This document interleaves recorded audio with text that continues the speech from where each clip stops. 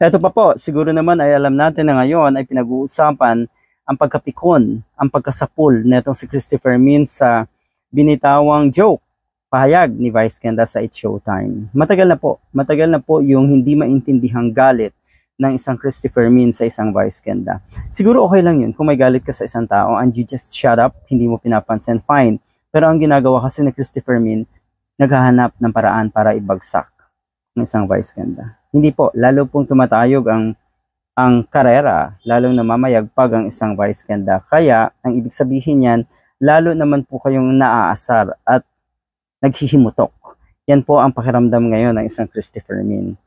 So yon, sa pool at natamaan nga sa isang segment, etong si Christopher Min, yung segment na yon, may isang contestant na ang pangalan ay Christy at tinanong ni Vice Ganda na bukod sa pagsisinungaling, ano pa ba ang pinagkakaabalahan mo? Okay, dahil Christy, natamaan ang Christy. Ang Christing ito, ang Christopher Min na ito.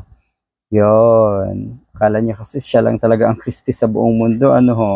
Pero talo ka dahil umiyak ka. Talo ka dahil umaray ka. Pero posible namang hindi ilang ikaw o hindi ikaw ang pinatatamaan. Alright, eto yung matindi oh. Ang hirap kasi sa iyo, Vice, magmula nang ikaw ay nakatikim ng popularidad, inangkin mo na ang mundo, na ikaw ang gitna. Ikaw ang araw at umiikot lang ang lahat ng mga tao sa show business.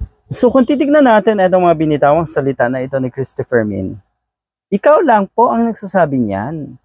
Okay, sabi niya kasi, ulitin natin, nakatikim lang daw ng popularidad, parang inangkin na ang buong mundo.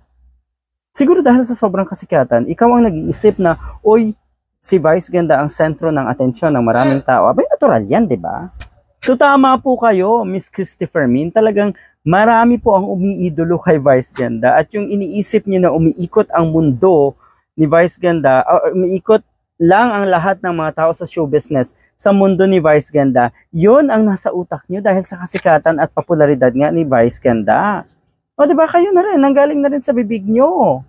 Pero hindi yan nilalagay sa ulo ni Vice Ganda yung kanyang kasikatan. Sabi pa niya, isang araw darating sa iyo ang pagbaba mo, bababa ka sa pedestal. Huli ka na, Christopher Min. Matagal na pong alam niya ni Vice Ganda na darating ang oras na mawawala yung kanyang kasikatan at hindi na nga siya tatangkilikin ng tao. Alam niya yan. Okay? Ikaw ang natatakot, kaya gagawa at gagawa ka ng kung anong kasinungalingan para siraan ang mga celebrity para hindi ka mawala. Okay, para all the time ay relevant ka pa rin. Negatibo nga lang yung paraan na ginagawa mo. Kaya mas masaklap ka, Christopher Min, di ba?